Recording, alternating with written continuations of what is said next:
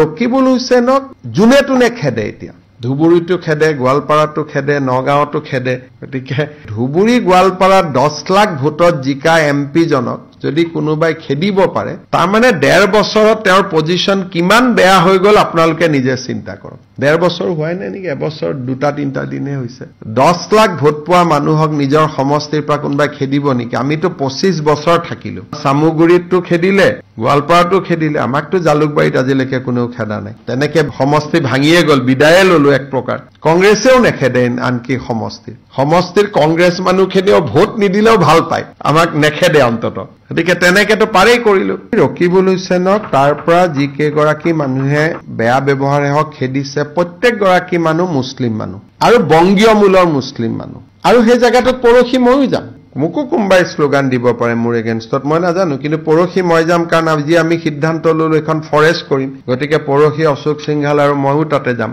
কিন্তু ৰকিবুল হুছেইনক যোনে তোনে খেদে এতিয়া ধুবুৰীটো খেদে গোৱালপাৰাটো খেদে নগাঁৱতো খেদে আৰু এই সমস্যাটো তেওঁলোকে নিজৰ ভিতৰত সমাধান কৰিব লাগে তাত বিজেপিক মাতি আনিব নালাগে কাৰণ বংগীয় মূলৰ ৰাইজৰ মাজত বিজেপিৰ প্ৰভাৱ নাই বুলিয়ে ক'ব পাৰে আৰু সেই কাৰণে গোৱালপাৰাত যদি বংগীয় মূলৰ মানুহ বিজেপি বুলি কয় কি হ'ব তালে 126টা আমি পাই যাম দেখোন গতিকে ভিডিঅ' চালে আপোনালোকে গম পাব এইবোৰ কোন মানুহ হয় যদি বংগীয় মূলৰ মানুহে বিজেপিৰ ইশাৰাত চলে তেতিয়াহ'লে অসমৰ ৰাজনীতিৰ এটা ভয়াবহ পৰিৱৰ্তনৰ ইংগিত দিব কিন্তু মোৰ হাতত ইমান ডাঙৰ ইংগিত নাই ধুবুৰী গোৱালপাৰাত 10 লাখ ভোটত জিকা এমপি জনক যদি কোনোবাই খেদিব পাৰে তাৰ মানে 1.5 বছৰত তেওঁৰ পজিশন কিমান বেয়া হৈ গল আপোনালোকে নিজে চিন্তা কৰক 1.5 বছৰ হোৱাই নাই নেকি এবছৰ 2-3টা দিনহে হৈছে 10 লাখ ভোট পোৱা মানুহক নিজৰ সমষ্টিৰ পৰা কোনোবাই খেদিব নেকি আমিতো 25 বছৰ থাকিলো সামুগুৰিতটো খেদিলে